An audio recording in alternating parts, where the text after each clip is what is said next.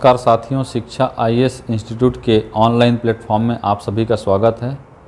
Computer MCQ का यह अगला वीडियो है। चलिए एक एक करके देखते हैं। पहला है इंटरनेट द्वारा उपयोग किया जाने वाला संचार प्रोटोकॉल है। तो देखिए, इंटरनेट के बारे में जब भी हम पढ़ते हैं तो विभिन्न प्रकार के प्रोटोकॉलों की महत्वपूर्ण भूमिका होती है। जैसे आईपी प्रोटोकॉल है, टीसीपी आईपी है, एचटीटीपी है, एफटीपी है, एसएमटीपी है, बहुत सारे प्रोटोकॉल हैं। तो यहाँ पर कम्युनिकेशन स्थापित करने के लिए, ठीक है, जो प्रोटोकॉल जिम्मेदार होता है उसे कहते हैं टीसीपी आईपी। इसीलिए इसका फुल फॉर्म है ट्रांसमिशन कंट्रोल प्रोटोकॉल, जो आईपी प्रोटोकॉल के साथ में कार्य करता है। ठीक है दोस्तों, तो आंसर होगा सी, याद रखिएगा। ठीक है, चलिए अगला प्रश्न है, एसवीजीए का पूर्ण रूप है। ठीक है, तो देखिए वीजीए का पूरा नाम जो है वीडियो ग्राफिक एरे होता है, और एस का फुल फॉर्म है, देखिए यहाँ पर सुपर, तो आंसर होगा सुपर वीडियो ग्राफिक एरे। ठीक है, ये ग्राफिक से संबंधित है, याद रखिएगा। चलिए अगला प्रश्न, निम्नलिखित में से कौन सी वेबसाइट आपको स्थानीय दुकानों का विवरण देगी। ठीक है, ये क्वेश्चन हो सके तो व्यापम के पटवारी या आरआई में आया था। ठीक है, तो देखिए पहला www.google.com ये नहीं होगा, ये सर्च इंजन है। www.justdial.com, ठीक है, तो ये आंसर है यही आपका justdial.com, जहाँ पर आपका जितने भी जो लोकल, ठीक है, एरिया के जो दुकान वगैरह हैं, ठीक, ऑफिस वगैरह हैं, इनके बारे में जानकारी अगर आपको चाहिए, जानकारी कहने का मतलब उनका कॉन्टेक्ट नंबर या उनका टाइमिंग या फ़ी वगैरह, ठीक है, ये सारा चीज़ इसके द्वारा मिल जाता है। तो यहाँ पर पहले उन दुकानों को रजिस्टर्ड कराया जाता है, ताकि आप जब गूगल में सर्च करें तो सबसे पहले इसी के द्वारा उनका डिटेल दिखाया जाता है। तो ये है www.justdial.com, जिसको जेडी कहा जाता है दोस्तों, याद रखिएगा। ठीक है, तो आंसर होगा बी। चलिए अगला प्रश्न, इंटरनेट से निम्न कार्य कर सकते हैं। तो देखिए इंटरनेट से पहला है ऑनलाइन शॉपिंग। ठीक है, इंटरनेट के माध्यम से ही आप फ्लिपकार्ट, अमेजॉन, जो भी आपका जो शॉपिंग वेबसाइट्स है, इससे हम शॉपिंग कर सकते हैं। दूसरा, आपका इंटरनेट के माध्यम से आप ईमेल भेज सकते हैं, चाहे वो याहू से हो, चाहे जीमेल से हो या रेडिफ से हो। इसके अलावा इंटरनेट से आप क्या कर सकते हैं, वीडियो कॉल भी कर सकते हैं, जैसे व्हाट्सएप में हम वीडियो कॉल करते हैं, ठीक है, टेक्स्ट भी करते हैं। तो इंटरनेट से सारा चीज़ कर सकते हैं, तो आंसर होगा डी, उपरोक्त सभी, याद रखिएगा। ठीक है, चौथा का डी। चलिए अगला प्रश्न, एक टेक्निक, अगला प्रश्न है, एक तकनीक जिसमें एक प्रोग्राम आईपी प्रसारण एड्रेसिंग ऑपरेशन का दुरुपयोग करके एक नेटवर्क पर हमला करता है। तो सबसे पहले नेटवर्क किसे कहते हैं दोस्तों। देखिए, नेटवर्क कहने का मतलब होता है जब बहुत सारे डिवाइस को एक साथ जोड़ दिया जाता है, तो ये जो सिस्टम है इसी को कहा जाता है नेटवर्क। ठीक है, अब देखिए इसी नेटवर्क पर हमला करने का काम जो करता है, ठीक है, वो है आपका, इस क्रिया को कहते हैं स्मर्फिंग। इसको क्या कहते हैं, स्मर्फिंग। ठीक है, याद रखिएगा। इसमें किसका प्रयोग किया जाता है, आईपी ब्रॉडकास्ट एड्रेसिंग का प्रयोग किया जाता है। और एक प्रकार से यह डेनियल ऑफ सर्विस टाइप का क्या है, अटैक है। डेनियल ऑफ सर्विस अटैक एक नेटवर्क के से संबंधित अटैक है। ठीक है, और इसी को क्या कहते हैं दोस्तों, स्मर्फिंग कहते हैं, याद रखिएगा। ठीक है, तो पांचवा का ए होगा। चलिए अगला प्रश्न, किसी कंप्यूटर को इंटरनेट पर कैसे पहचाना जाता है। तो देखिए इंटरनेट में पर जब आप किसी प्रकार का क्राइम होता है, जिसे साइबर क्राइम कहते हैं, तो उसकी पहचान, जैसे मोबाइल से किए गए क्राइम की पहचान, मोबाइल का एक यूनिक नंबर होता है, IMEI नंबर। ठीक है, तो ऐसे ही किसी कंप्यूटर को इंटरनेट पर कैसे पहचाना जाता है, तो उसका भी एक एड्रेस होता है, इसे कहते हैं दोस्तों IP एड्रेस। ठीक है, तो देखिए किसी कंप्यूटर को इंटरनेट पर कैसे पहचाना जाता है, तो इसी IP एड्रेस के द्वारा पहचाना जाता है। इसका पूरा नाम होता है इंटरनेट प्रोटोकॉल एड्रेस। ठीक है, और इसके दो वर्जन होते हैं, IP वर्जन ठीक है, IP वर्जन 4 और IP वर्जन 6, और ये दोनों, ठीक है, ये जो है आपका 01 में होता है, पूरा बाइनरी में होता है, याद रखिएगा। ठीक है, ये जो है आपका 32 बिट का होता है और ये आपका 128 बिट का होता है। ठीक है, ये भी प्रश्न पूछा जाता है, याद रखिएगा। चलिए अगला प्रश्न, एक कंप्यूटर वायरस जो आमतौर पर खुद ही अन्य कंप्यूटर प्रोग्राम पर हमला करता है क्या कहते हैं? पहला टारगेट प्रोग्राम, दूसरा ट्रोजन हॉर्स, तीसरा होस्ट प्रोग्राम, चौथा बैकडोर प्रोग्राम। तो इसे कहते हैं ट्रोजन हॉर्स। ठीक है, तो ट्रोजन हॉर्स क्या करता है, ये आमतौर पर खुद के द्वारा जो है अन्य कंप्यूटर पर क्या करता है, पहुंच जाता है और उनके इन्फॉर्मेशन को चुराने का या नुकसान पहुंचाने का काम करता है। इसे ट्रोजन भी कहते हैं, ट्रोजन। और ये सब क्या होते हैं दोस्तों, मेलवेयर कहते हैं इसे, मेलवेयर कहते हैं। ये स्वयं की कॉपी करने में सक्षम होते हैं, ये भी याद रखिएगा। ठीक है, चलिए अगला, माइक्रोसॉफ्ट विंडोज 7 किस प्रकार का सॉफ्टवेयर है?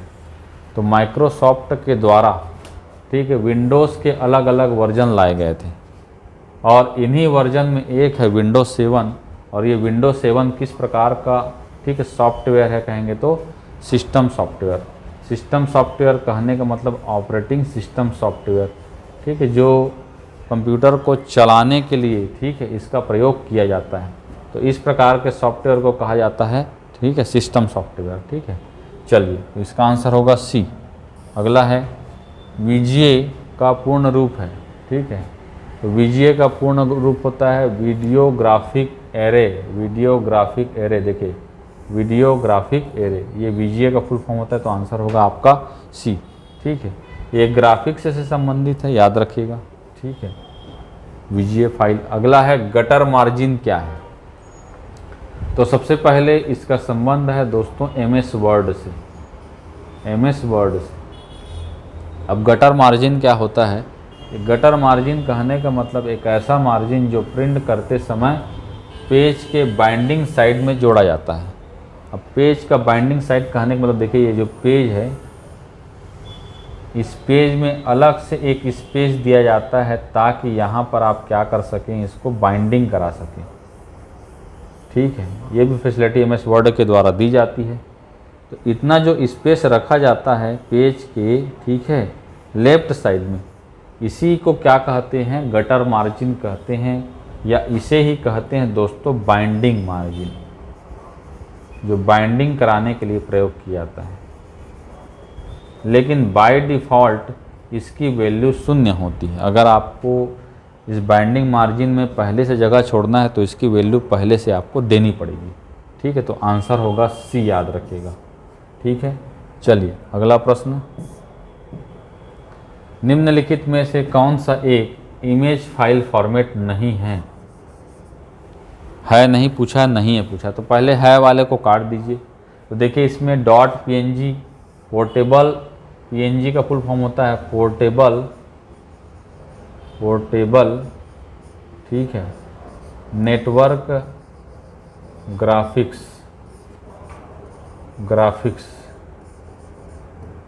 ठीक है, ये जो है PNG फाइल है। ठीक, ये भी इमेज फाइल है। दूसरा है TIA पे, ये भी इमेज फाइल है। टैग्ड इमेज फाइल फॉर्मेट होता है इसका full form, tagged image, F का होता है फाइल और फिर होता है फॉर्मेट। ठीक, तीसरा D, ये भी है आपका इमेज फाइल है। .jpg जॉइंट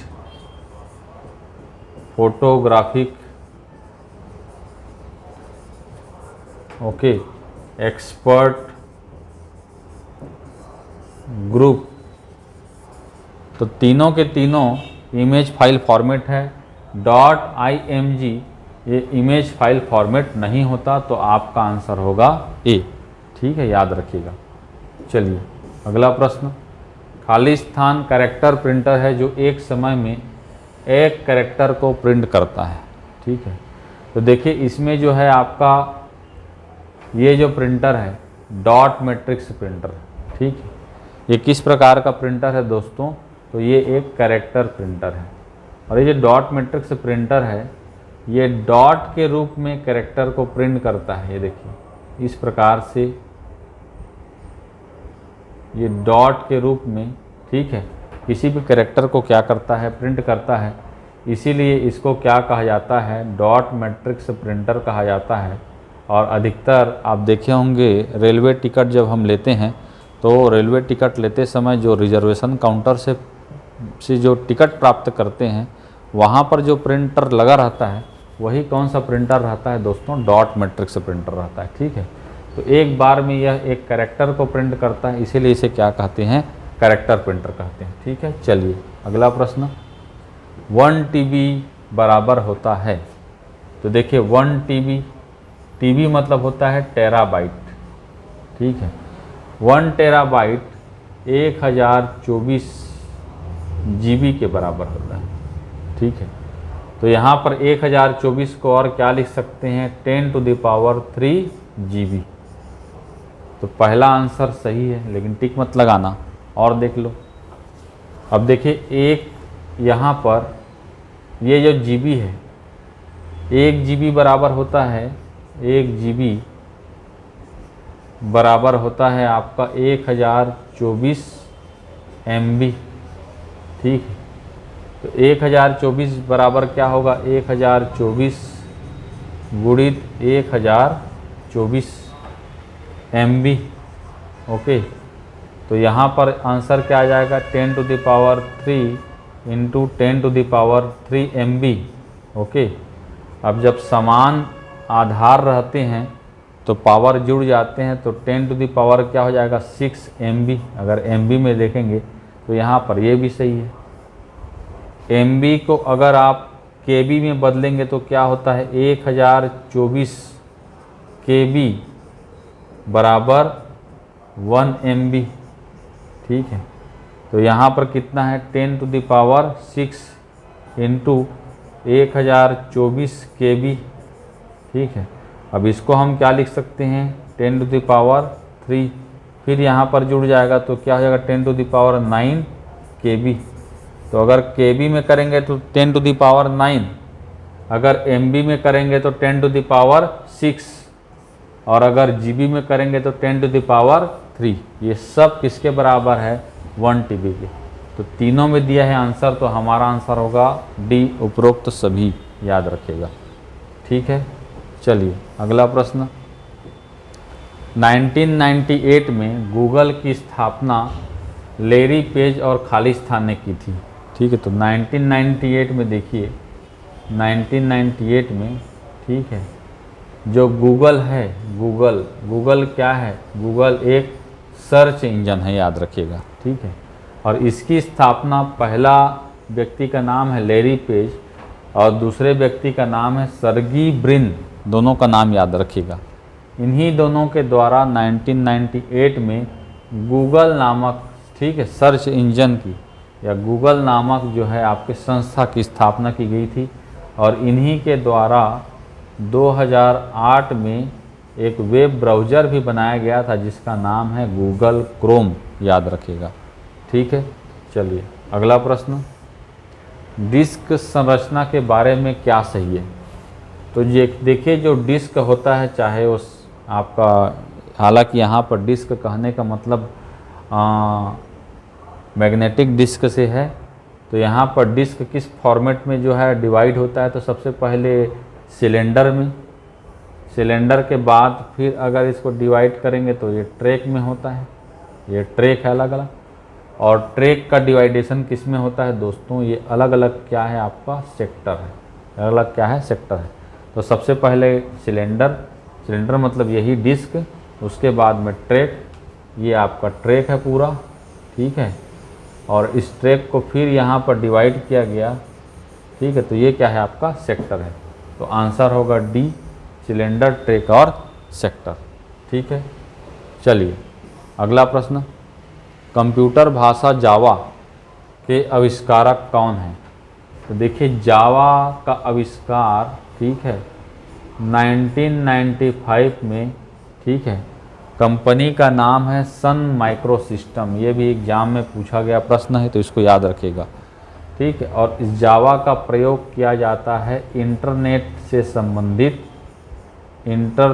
संबंधित फाइल बनाने के लिए। अब वो फाइल कौन सा फाइल बनेगा, इंटरनेट से है तो वेब फाइल, वेब पेज आदि बनाने के लिए प्रोग्रामिंग लैंग्वेज जावा का प्रयोग किया जाता है। तो आंसर होगा डी। चलिए अगला प्रश्न, निम्न में से कौन सा एक गूगल का प्रोडक्ट नहीं है। तो गूगल के बहुत सारे प्रोडक्ट हैं। एक आपका गूगल के द्वारा ही जो है बनाया गया कौन सा, मोबाइल का operating system Android. Google Chrome ये क्या है, आपका वेब ब्राउज़र है। एक आपका ईमेल फैसिलिटी देने वाला गूगल का जीमेल, लेकिन iOS गूगल का नहीं है। ये iOS किसका है, आपका एप्पल कंपनी का है। किस कंपनी का है, एप्पल कंपनी का है, ठीक है, याद रखिएगा। चलिए अगला प्रश्न, बेसिक भाषा का प्रयोग निम्न में से किस कार्य के लिए किया जाता है, ठीक है।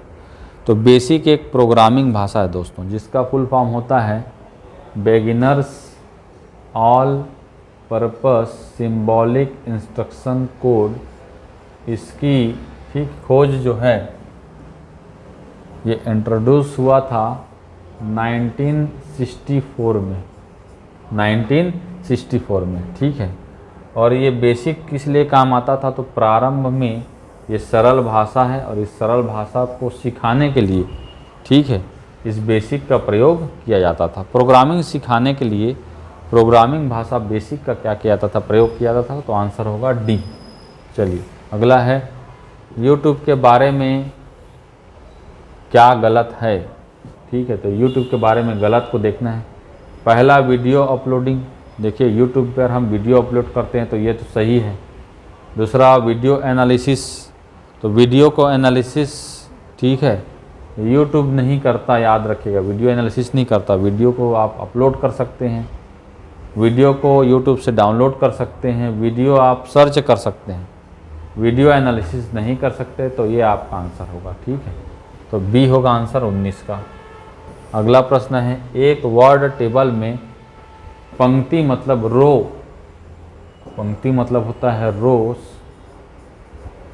और स्तंभ मतलब होता है कॉलम की न्यूनतम संख्या क्या हो सकती है। तो न्यूनतम संख्या जो है जब हम टेबल बनाते हैं तो यही हो सकती है। अब इसी को आप इस प्रकार से देखेंगे तो ये कॉलम है, और इस प्रकार से देखेंगे तो क्या है, ये रो है। तो यहाँ पर न्यूनतम संख्या क्या होगी, 1 रो 1 कॉलम की, ठीक है। तो आंसर होगा डी। तो इस प्रकार से दोस्तों यह 20 प्रश्नों का कलेक्शन है। एक बार इसको देखिएगा, रट्टा मार लीजिए, क्योंकि बहुत बार यह प्रश्न जो है एग्ज़ाम में पूछा गया है, ठीक है। ये आगामी एग्ज़ाम के लिए बहुत महत्वपूर्ण होगा। चलिए अगले वीडियो में फिर से हाजिर होऊंगा, तब तक के लिए बहुत बहुत धन्यवाद। Thank you.